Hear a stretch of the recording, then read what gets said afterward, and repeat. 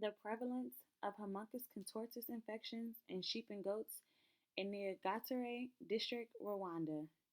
Presented by Nevershot Ellis, author Borden Mushanga from the School of Veterinary Medicine, Faculty of Agriculture and Natural Resources, University of Namibia, on September 12, 2019.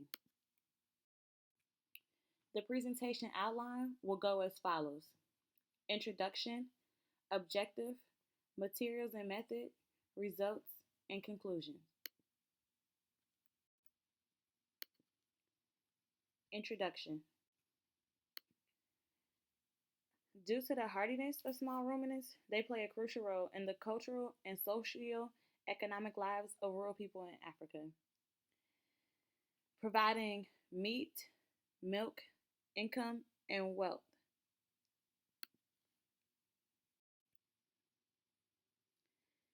Hemp infections are one of the most important diseases limiting livestock production in many parts of the world, including Rwanda.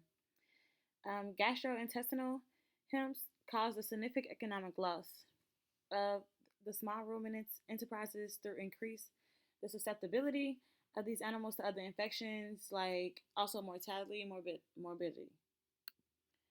When it comes to Haemonchus contortus, it is a hemp parasite of the abomasum of the ruminants, especially very invasive in animals, particularly like sheep and goat. Economically, it is important.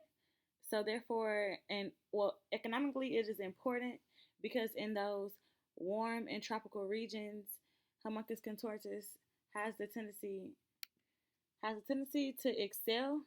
Therefore, it's very, very invasive in Africa. As of today, there are a couple of reports about the prevalence of nematode parasites, but when it comes to Haemonchus contortus, there have been no studies accessing how the burden of Haemonchus contortus have been minimized in the access, especially in the ruminant animals in Nyagatare, Africa. Objective. The objective of this study is to determine the overall prevalence of Haemonchus contortus infection in sheep and goats from 5 purposefully selected subdivisions of Rwanda. Materials and methods. The study area that was used was in the Nyagatare district. 5 of the 14 sectors were chosen for this study, and they were purposely chosen in the east, west, north, south, and center. Nyagatare has two wet seasons, one from February to May and the second from September to November. So the way this study was designed is that a cross-sectional study was used where 5 sectors were purposely selected, as I previously just said. And then the selection of sheep and goat from each sector was done based towards the goat's population. And the goat's population doubles the sheep population in the Nyagatare district. Random digit table was assigned to sample the animals from within each sector.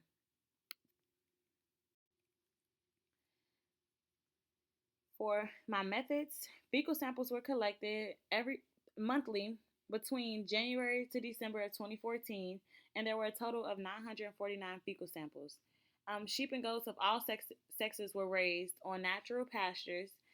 There were 314 sheep and 635 goats. Using the modified Wisconsin sugar flotation method, the parasite identification and enumeration of Haemonchus contortus eggs were used. And then all of this data was analyzed using descriptive and inferential statistics performed in SPSS version 25. So therefore, there were then cross-tabulations that were performed to test differences in the occurrence of Haemonchus contortus infections between sectors and within species, age, sex, category, and animals. And then the 0.05 significance level was considered.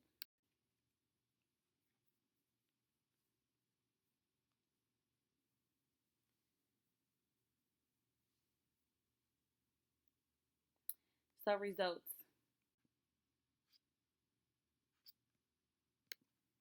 So overall, there were 949 small ruminants in this study, and the Haemonchus contortus eggs and the feces were determined. And then in 75.7% of those 949 small ruminants, we found those eggs feces.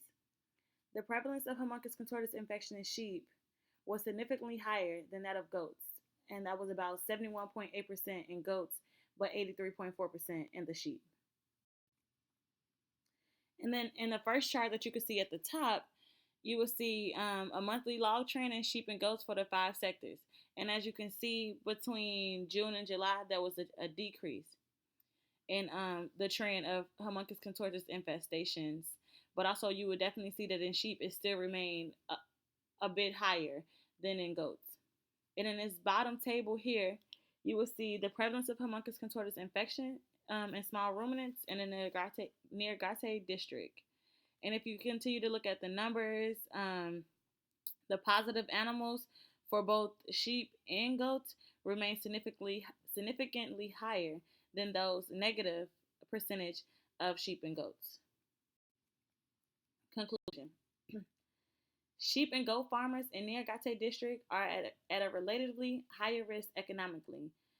There's a reduced productivity, there's more morbidity, and more mortality, which is causing economically for farmers to not be able to regain and profit off of these sheep and goats.